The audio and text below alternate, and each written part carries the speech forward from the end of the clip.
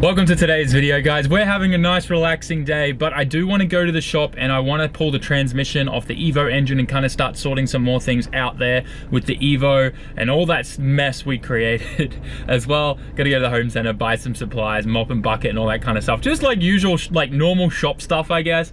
I also stockpiled a whole bunch of stuff you can't really see because it's all in boxes. Stuff that was just stored at home for cars and working on cars and tools and pry bars and things that I hadn't been able to move to the shop yet. So we got all that in the back. But before we get started, every good day and every good vlog must start with a good coffee. And as you guys know, my place in Japan for a good coffee is Starbucks. And you might be thinking, bro, Starbucks makes terrible, terrible coffee. And normally I would agree with you, but Starbucks here in Japan is the only exception to that rule because for some reason, Starbucks in Japan actually makes a really decent coffee. Just as good as any other specialty cafe like in Australia or America or anything like that. So good job, Starbucks here in Japan. I guess it's more to do with their like customer service level and they make sure that every cup of coffee is quality. So I appreciate customer service here in Japan and there's really nowhere else in the world like it. If you've been to Japan, you know exactly what I'm talking about. But for now, it's coffee time. はい、グランデサイズのキャラモマキアート、ショットスイカ、ライトホットお願いします。グランデホットの、はい、ありがとうございます。ありがとうございます。はい。Oh, yes, boys. Boys. Look, they even got the new Sakura cherry blossom themed cups in. I am so hyped right now. Always ask for that light hot so you don't burn your tongue and you can get straight into it. Oh, so good. Gosh, Starbucks Japan, I love you. Never change, please. So now that we've got our coffee, let's get to Daikoku, PA and see what cool cars are there. Being a Sunday, I'm expecting some cool stuff. So let's pick it up when we get there. Oh yeah, definitely a good day. Whoa. So many cool Bosozoku Kaido races out too. And some really nice GTRs. Oh man, I'm so glad we came out here. Today's video is sponsored by Lucky Labo. And if you've been sleeping under a rock and don't know who they are, let me educate you because they are this awesome online store heavily dedicated to specifically more so the Silvia and Skyline chassis in the JDM space, but particularly they sell a bunch of other really cool accessories and this is one of them. If you're an Initial D fan and you love Japanese car culture and all those little knickknacks, you should know what this is. And this isn't just a cheap AC vent cup holder. This one has metal clips. It's super strong, so strong in fact, here's a quick clip of me drifting with, yes, that is coffee inside that can.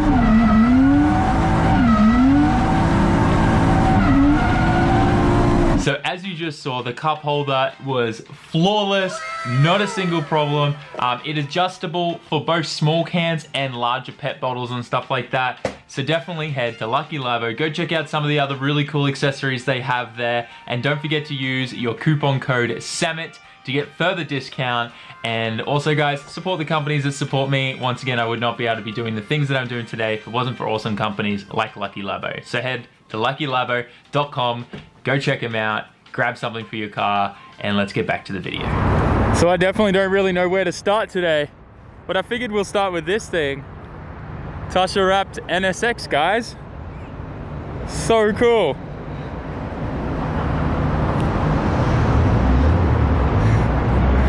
Different characters on both sides. That's nice, I like that a lot. Old Sora. Some more Tasha, hell yeah. Nice 180. Let's keep moving. I want to definitely look at some of these bikes here too. This thing's cool. Man, it feels like we haven't been here in a long time. Nice 180.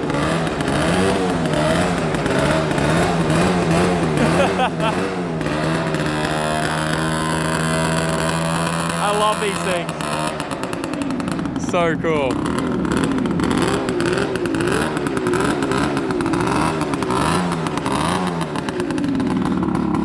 This would sound so good. The 4 headers coming into just one open pipe. God, that sounds good. I love these old bikes. Something so cool about them. We'll have to go up there and look at some of the Kaido races too, but now, and that wheel fitment's good. Big, thick boys. God, that sounds so good. I'm not gonna lie, I do like these Impreza hatches. I feel like that'd be a really fun car in the hatch form. Really nice. The touch is a nice touch too. Got some big wheels on there too. Nice wide ones. Decent brakes. It's pretty nice. R31 there. Ooh, there's another NSX here. 2 NSXs the same day. Nice. Beautiful car. I feel terrible. I call this a 31, it's an R30. A lot of guys do I guess they're called like hot plates, the hot plate tails on the 31s to make them look like an R30 rear end. Nice RX-8. Nice Hachiroku there, really clean, like the black and white one. You don't see too many of these here anymore. A lot of these get shipped overseas, but the Japanese mini mokes, Japanese minis. I can't believe I called that a mini moke. Sorry, I was talking to my dad about mini mokes earlier yesterday. Sounds so good. All right, let's keep walking. MR2 Spider, such an underrated car. This is something I never thought I would see here in Japan, especially at Daikoku, PA. Very, very cool. Listen to those guys. It's so cool, like when you got bikes or cars with loud exhaust making noise like that, because it all echoes off everything here. And you just hear it coming from all around you, even though the bikes may actually only be there. You got Trans Am, Workmeisters, you guys know. The Japanese love to just put Workmeisters on anything because they just go well on anything. Another one? 2 so close to each other, not bad. This thing here is pretty unique. I don't think I've ever seen an 8.6 like this before. Nice, 11 big wheels. This is like kind of like the opposite of what most people normally do with their 8.6s. Pretty cool. Not too bad. Front diffuser. This is so unique. I've never seen anything like this before. Very cool. Some pretty wide wheels on that too. Very, very cool. More and more American muscle cars making their way into Japan car culture. Can't say I'm mad. It's kind of cool to see what the Japanese are doing with them. Listen to these guys carrying on up in the distance. So good. Got a 32 GTR, a couple 34 GTRs, another 32, FD. Oh man, another 34. Got Mad Dog's RX-7 here. This thing's really cool. He whipped this out in like only a couple weeks, man. So he used to have that Civic with Integra tail lights and stuff. We went to a Fast and Furious meet with him once. But yeah, really unique build. Obviously on bags. Super nice. So this kind of stuff never gets old for me because you got this little K-Class, but they've done like this side kind of, I don't even know what you'd kind of call that exhaust. Super cool though. Probably makes a lot of noise too, and obviously cut springs and slammed on the ground. So good. Never gets old. It's like the BMW guys rolled out today. This thing's pretty cool. Loving the diffusers and the canards on this thing. Really nice E46. Then we got a E36. And then flipping over here, yeah, these two things. I wish I knew what models they were off the top of my head. We got a Sora. These things are also very underrated cars, especially the JZ ones, the JZ Z30s. But this one looks really, really interesting. So I think this is gonna have the 1UZ in it. Like it's gotta have the V8 in it because it's got all the 1UZ features and stuff. Now I don't know if this has had a JZ swapped into it or what. Trying to look through here. Oh no, that's definitely got a 1UZ in there, but it has an intercooler on the front. Man, I want to see under the hood. I see a supercharger there too. So supercharged 1UZ. Very, very cool. Maybe we can zoom in there and you guys can see that a bit. I don't know, but you can just make out It's hard to see, but you can just make out the pulley and the belt there. So cool. I have to say, I've never seen a supercharged 1UZ Sora. Very cool. There is definitely a lot of really cool cars out here today. I think I'm just going to, wait, hang on, we have to check that thing out. This NSX is beautiful though, the nice yellow. It's got the carbon hood there, bring some air in there. That thing's built. You hear the twin plate? Oof, looks like a fun car. Man, there's so many good cars out today. What is this thing? See, I don't know my supercars too well, but this looks absolutely mental. Some kind of Lamborghini that I would not fit in at all. What the hell? This thing is tiny. Yeah, I have to say, I would not fit in this whatsoever. Hang on, let's get around here. Not just like walk in front of it. This thing's kind of cool. Looks like molded in over fenders on that 34 four-door. This thing is rad. Whew. I don't know, man, like they just don't look that safe, those cars. You can imagine if you got into a wreck, because that thing's definitely capable of some speed, right? I just feel like you wouldn't really survive too much. There's a lot of plexiglass on that. Cabin doesn't look the safest in the world. Don't get me wrong, it's a cool car. I don't know. Workmeisters once again, boys. I feel like that's like on everyone's like recipe on how to modify a car, at the top of the list, Workmeisters in Japan. Another RX-8. Where's the wifey at? Ooh, ooh, ooh. Look at this. Old Ferrari. Nice. Kind of more interested in the Honda Beat behind it. If that says much about my preference in cars, I don't know what will. Dude, 2 more NSXs. How many have we spotted today? 5? That's so rare. Old American muscle once again. So cool. Is that a prelude? It's funny. This thing's based off the Fast and Furious 350Z. Yo, that's cool. Yeah, all right. Does he slide it though? That's the question. Wheel side arrow. He's got the, well, he had the livery on the other side. I don't know if in the movie if the passenger side had it actually, to be honest. Yeah, that's cool. All right, let's go for a walk because the Kaido Racer guys are always up the back here behind the trucks. Oh, I guess Hans rocked up. This is what I'm talking about. This is so cool. It's got the Star Sharks matching with stars on the door, nice livery. Super nice. Whew. And then we got this bad boy here. Gosh. So cool to see these kinds of cars and culture up close. He's got the little LED starlights on the back. Sexy Mark II #1. That is awesome. So good. I dig that a lot. We got a nice old crown as well. The blacked out lights really do look cool. I dig that. Another white one. This looks so good. So good. So I just noticed this, and this is my favorite thing about this car. He's gonna put hybrid badges on it.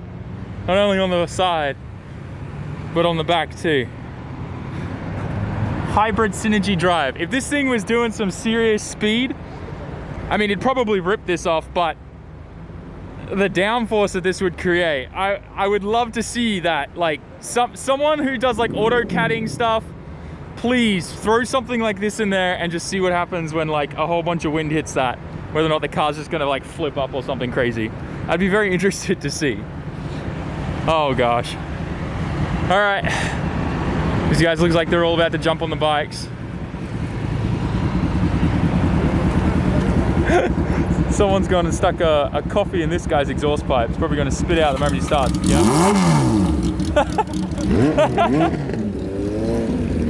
Hell yeah. That's what I'm about. Even girls get involved.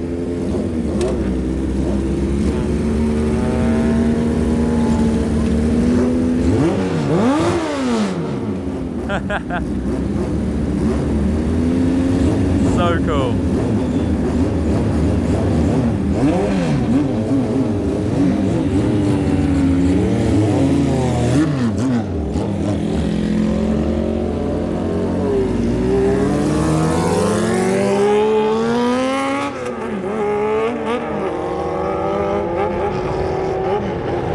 think that's enough Daikoku PA for today. Let's get to the shop, otherwise we're never gonna get any work done.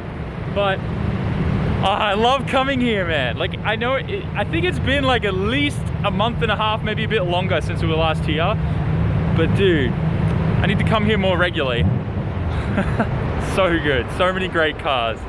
Still blows my mind that there are guys grabbing these things and modifying them and doing stuff like this. I wish you got on song a little bit. I wanted to hear that. Heading to the shop now, and boy does that sunset look beautiful. And I just want to say, just quickly, if you're planning to go to Daikoku PA, you cannot go there without a car. If you take a taxi, you will be stranded there, and you cannot get out.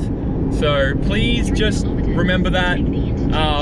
I did just have to take 2 people to a train station. I mean, I didn't have to, but like, just being honest with you guys, like, no one else was gonna take them. They called every single taxi company and stuff. No one would come and pick them up. They went and spoke to the police at the station. They said, no, you need a car. Like, all of them pretty much said no, and you can't get out unless there's like a fire and they open the gate or the emergency exit. You cannot get out at Daikoku PA. So if you want to come here, you need to either hire a car or borrow a friend's car, but you cannot come and go with like a taxi or anything like that. So just reminding you guys, I don't mean to, obviously I know the people that I took to the station watch my videos. I'm not calling you guys out or anything like that. I'm just reminding everyone because we filmed at Daikoku. If you come to Japan and you want to check it out, you need a car. Hire a car if you want to go there.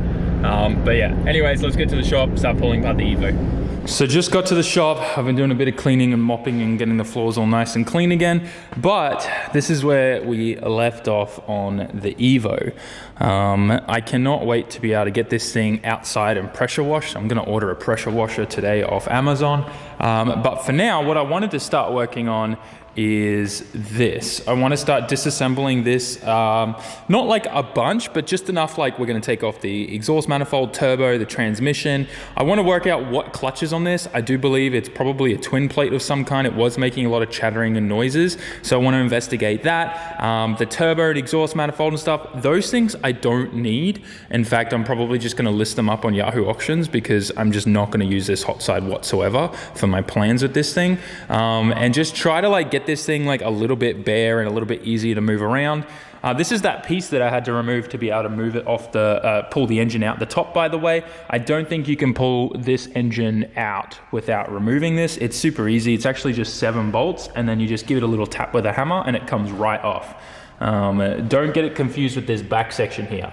I did that first. So I initially took this off and then the shaft was still here. I'm like, well, that ain't gonna work. So you gotta take the full thing off and it just pops off right away. So yes, it smells like really old gas too because of what was left in these fuel lines just dripping out everywhere. In fact, when I opened the workshop today and I came in, I was like, man, it actually finally smells like a workshop. I could smell oil, gear, transmission fluid, and like just bad gas and a whole bunch of other smells, and smell like a workshop. Felt like progress, guys. Felt like progress.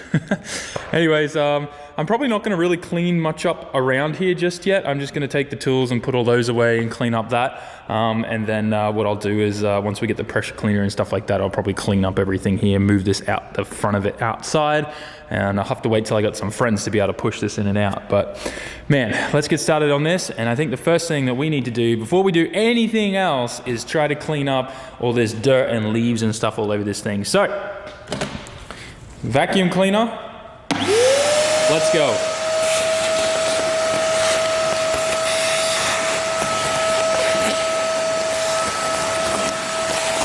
Oh yeah, look at all those leaves just getting sucked up, baby. Yeah. Oh yeah, get all that stuff. We are now done. Vacuum cleaning is done. Now I can start undoing some bolts and get that transmission off. I actually might do the hot side first, just because this is kind of, the transmission's helping balance the engine on that tire right now. And I think it'll be easier to take it off right now without a chance of this thing tipping. So we'll get the exhaust manifold off and turbo, then we'll get onto the transmission.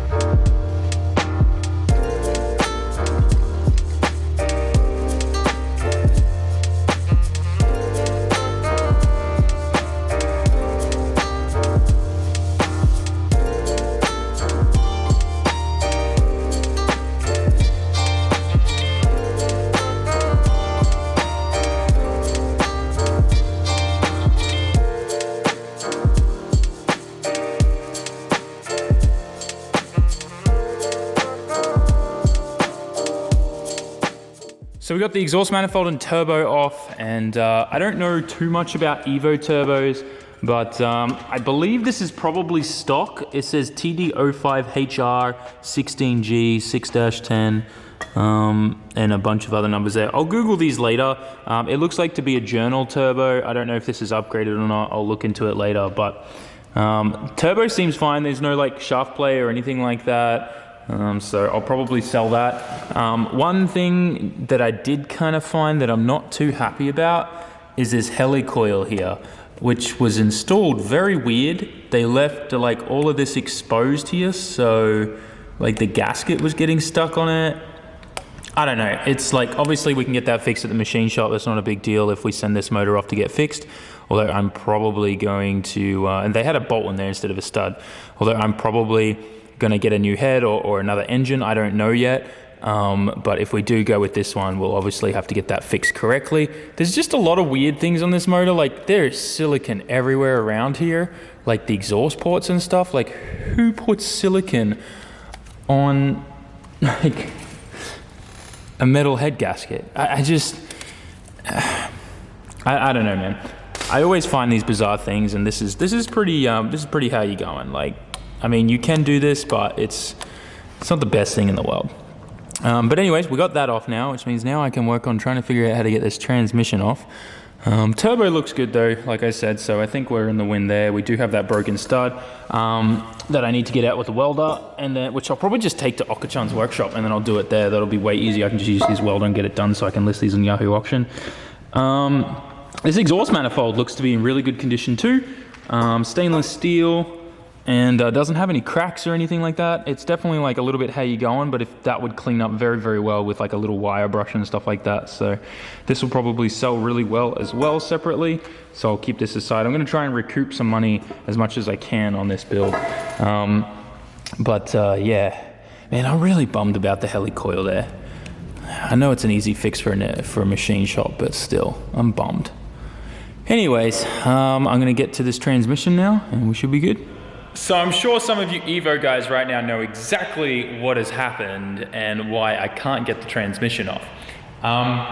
Silly me, should have checked this before I decided to try and pull the transmission off, but the transfer case, this has to come off before you can get this off, because there are bolts in behind here that bolted into the block that you can't get to without removing the transfer case. Now, the reason why I can't just bolt this off is because we got to take these out, and this shaft kind of goes all the way through both sides. You need to do it. Now, I'm going to have to MacGyver some kind of sliding hammer or something to do this, because essentially you need an M8 bolt that threads into the thread here on the shaft, and you're gonna have to go bang, bang, bang, and slide that whole thing out to pop it out, because there's a circlip on this, right? And that's the only way those are gonna pop out. So I'm gonna see if I can MacGyver a sliding hammer. We'll get these out, I'm sure we can tonight, and then I'll be able to unbolt this to then bolt off the transmission. I'm kind of disliking Evos a little bit more right now because there's just so much involved to get the transmission off. But obviously, I mean, it's the cost of having all-wheel drive, I guess. So I'm kind of okay about it as well. Anyways, I'm gonna figure that out, and I'll let you know once we got these out. I'm not joking when I say I'm literally MacGyver, all right? Because I grabbed the angle grinder, cut off a few linkages of this chain, right? You guys gotta look at this slide hammer I made. And this came off the Evo. This was like used to clamp on the intercooler piping somewhere. And check this out, we got the shaft out, right? This was, this is my slide hammer that I MacGyvered up.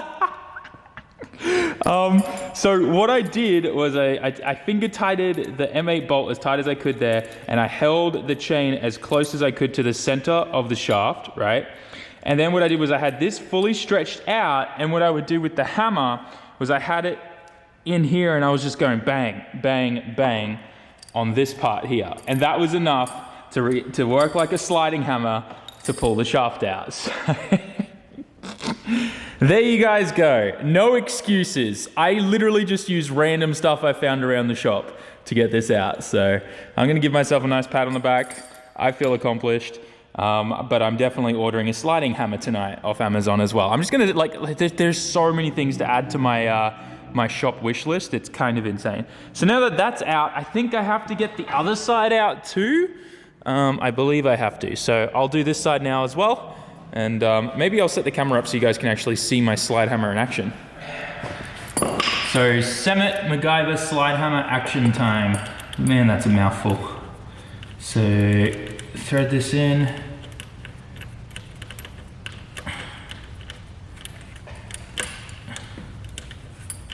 Try and keep this as centered as possible.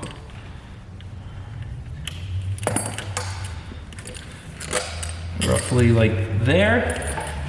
And now we kind of just mash on this with the hammer and hope for the best. It's kind of hard to like hold everything, but you get the gist.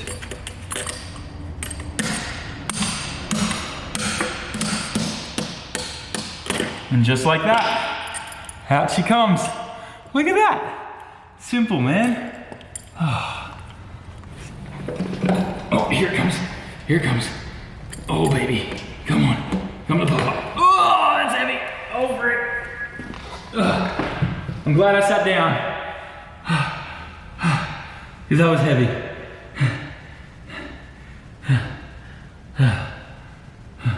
No mess, no oil. Okay. Kind of happy that we drained all that. I can't believe that you have to take this off just so you can get to this one 14mm bolt here so you can take the transmission off. Like, it's not like there's 4 bolts that you need to get to here. One single bolt. I wonder if some people just don't even put a bolt there because, you know, they want to be able to take the tranny off. It's a lot easier. I wonder if that's a thing.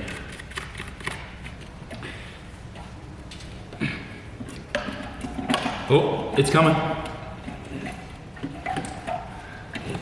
Okay. Oh no, this is this bearing.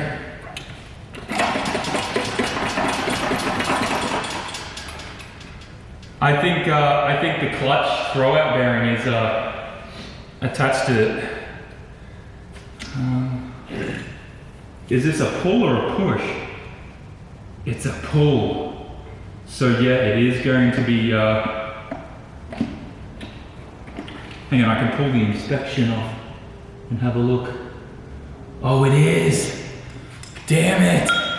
I have released the throwout bearing from the pressure plate. So we should be ready to roll now. I actually am going to show you guys a really easy trick on how to do that so you don't get stuck with that, what do they call it, the pull kind of style clutches. They're a real pain in the butt, but once you learn how to release the little like locking collar with just a flathead screwdriver, that's all it takes, and a hammer sometimes, and you can get them to release very, very easily. A lot of people just like break them and stuff, and it's so much easier to just learn how to do it the right way, and then you'll never have a problem ever again. All right, here we go. Party time, boys and girls. Oh yeah. Woo! Yo, we have a Cusco Exceedi double, triple, single, double plate. Woo! Nice. All right, I'm gonna teach you guys now how to release these. Okay, so this thing is so simple, you guys are never gonna have a problem with this ever again. So what you wanna do is pull the boot off for the clutch fork here. Right, so you can get a screwdriver in here, and you probably will need like a small hammer like this so that you can tap the clutch fork into position and whatnot. Now, first things first is you want the clutch fork to be pressed up against the pressure plate here, right? And this is so that, see how this has some like kind of like springs in here? You don't want to put the screwdriver in here. That's going to cause problems. You want the screwdriver between the clutch fork and the throwout bearing and here, right? So as you'll probably need to hit the thing like this, right? So that this clutch fork pushes the throwout bearing all the way against the pressure plate like this. Then what you're able to do is get your screwdriver and put it between the throwout bearing and this little locking collar here, right? Flat like this. And then what you want to do is as you tap the fork, the clutch fork here with the hammer, you want to then tap it this way to start pulling the throwout bearing away from the clutch pressure plate, right? As you do that, you twist the flathead screwdriver like this. And what that does is it separates this locking collar from the throwout bearing, right? And then it pops right off. So this is what it's gonna look like. You get the screwdriver in here against the throwout bearing surface and that locking collar, right? And then as you tap on the clutch fork to pull it away from the pressure plate on the clutch, that's when you turn the screwdriver like this, and it separates the locking collar from the throwout bearing, and you can get it off right away. So I'm pretty hyped that we've got an Exceedi Cusco twin plate clutch. This is actually really, really cool. And some pretty epic hardware. I mean, we might be able to just get some clutch discs for this and reuse it, which would be really, really cool. I'm gonna remove this. I'm gonna get my Allen key, guys. Oh, that's too small.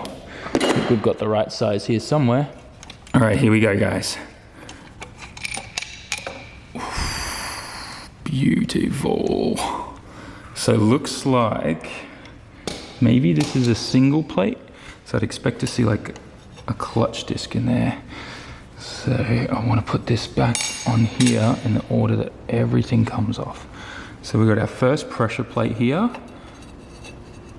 And there should be a disc behind that. Yeah, that's cool.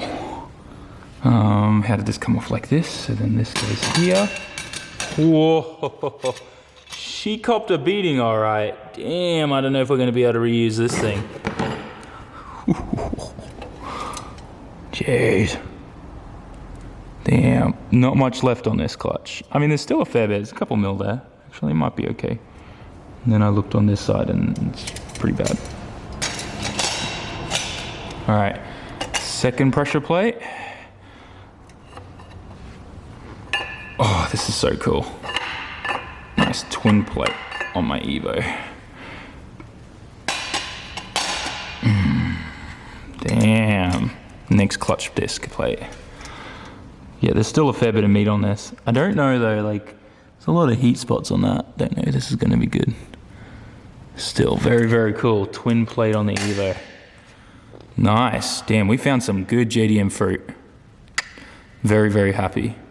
Now, I don't think my rattle gun can get these off. I really don't think so. I need to upgrade. I need the bigger version of this. Cause like then I'm gonna have to do some weird breaker bar stuff, probably just go through like the flywheel here. Normally I'll just like wrap a chain around there through a bolt point like on the engine or something, and then breaker bar it. I don't know, we'll figure it out. Interesting though, there's no kind of pilot bearing in this. It's just an open hole there. Huh, there you go. The more you learn. I'm learning a lot with this Evo. I'm really enjoying it, and I'm super hyped that we got a really cool clutch with this thing. I don't know if we're gonna use it. I don't know if I'm just gonna flog it off on Yahoo Auctions or what, but there's still meat on that and it can still be used, but I don't know if it's gonna be able to hold the power that I want this thing to put out. I think we may need a bigger, heavier duty clutch. So I got the clutch and flywheel completely off. It was actually really, really easy to just hold the flywheel with a second pry bar at the same time. But this is kind of interesting. So we obviously have a leaking rear main seal, no surprise. But I found this interesting. There is a brand new oil gallery plug, I think that is in there, and a brand new Welsh plug in there. I wonder why. I'm really curious on the history of this motor. Like, there's just some things on here that don't make sense, like this. Like, is this something that's common on an Evo that needs to be replaced? Or maybe, like these had to be brand new replaced, because there's even like that line there, which shows that a shop that wasn't at the factory did it. So I'm really curious as to why these two would be replaced. Is that an Evo thing where these need to be replaced very regularly? But then at the same time, why is the rear main leaking? If they were in there recently, why wouldn't they replace the rear main at the same time? I'm not sure. Or maybe at that point it wasn't leaking, so they didn't touch it. But, very, very interesting. Nonetheless, I'm pretty hyped on this clutch. Regardless if we don't use it, we can obviously sell it and make a bit of money, I think. And it's still a fair few mil of meat on there. This thing's obviously, it's got a leaking front main as well. So regardless, like I said, I'm not going to be using this engine as it is here. My goal is probably this whole thing would get teared down and turned into the new engine, which would be fully forged and stuff like that. But at least, you know, I'm kind of curious on this motor, and whether or not we'll just, from the engine builders, the guys that are going to build the engine, if I just drop this off as a core to them and they give me like a built block and head ready to go, and we just kind of, you know, make it work from there. I'm not sure yet, but I'm definitely really interested in this. And isn't there like a balancing shaft that goes in this thing somewhere? Is this it here? There's like this weird cylinder here on the side of the block. I have no idea. But then there's like another weird cylinder thing on this side of the block too, like up the top here. So I don't know, maybe it's just like water passages or something. I don't know. Anyways, I'm really curious in the 4G63 platform. I think it's really, really cool. I cannot wait to dig more into this. We obviously gotta get the oil cooler and start, you know, stripping this thing down a little bit more. I've pretty much just gone and made an even bigger mess than what I did when I took it out of the freaking Evo. We've just got parts lying everywhere. Ooh, forgot about my coffee. Love a nice ice cold caramel macchiato right now. But it's time to go home. It's late. Wifey's made an awesome dinner, so I'm going to go home and eat that and enjoy. But for the time being, Evo 4G63 is kind of pulled apart. We've found some fascinating, interesting things. I'm still hyped about that clutch, turbo, and stuff like that. If you guys have any information you can share with me, please do. I would love to know more about this stuff. So if you have any advice or tips or tricks or information on what this turbo is from and stuff, that would be very, very helpful. I am still learning with this platform a lot. I may actually get in contact with Trevor from Automotion. I think he knows a lot about these things. But anyways, I think we're going to leave it here, and I'm going to jump in the car and head home. Just got home and it feels so good to make some more progress on the Evo. That's like pretty much the last couple days in a row we've done work on the Evo. We solved a bunch of mysteries with that motor. We've figured out some not so great things with that heli coil, but also some cool parts that are on there. The turbo looks like it's good. The exhaust manifold looks like it's good. That clutch is like seriously very, very cool. I don't know if Cusco even makes those clutches anymore actually. I don't think they do, but I'll check later. But yeah, I don't know. It just feels good to be able to solve some mysteries about the whole car and like making progress on that thing. I think even if it's as small as just, you know, disassembling things a little bit more with the engine and figuring all that stuff out. But I'm really enjoying the new challenge, like something new, a whole entirely new platform, learning all this Evo stuff. Like, sure, it's kind of a pain in the butt, all these things yet I had to do to just be able to take the transmission off, but it's all very, very simple stuff. And it's very easy to understand. And once you've done it once, you can just do it so much faster the next time. And I hope like through all of this, I'm able to teach you some tricks and things like that that I learned along the way as well, or things that I've already known. And I think the one thing I want to take away from today's video to encourage you guys is just because you don't have the right tools for the job, you know, doesn't mean you can't make what you have work. Now, bear in mind, don't butcher and destroy whatever it is you're trying to do. There's a certain point where you need to give up if you're going to break it. Yeah, if you can make it work with what you have around you, a bit of Googling and stuff like that can always help as well. But yeah, just be smart, have a lot of common sense, and normally these things, they work out pretty good. So I hope you guys are excited. Before I say goodbye though, head to the online store because we do still have some of the Save the Legends Evo shirts. This is the abandoned Evo that we drew up for a shirt. There's still some sizes left on the online store. Very, very limited stock, like only like 5 or something shirts left. So if you do want one of those shirts or any of the other merch up there, head to SAMMIT.net, grab yourself something, and I'll catch you all in the next vlog. Peace out. Ciao mata.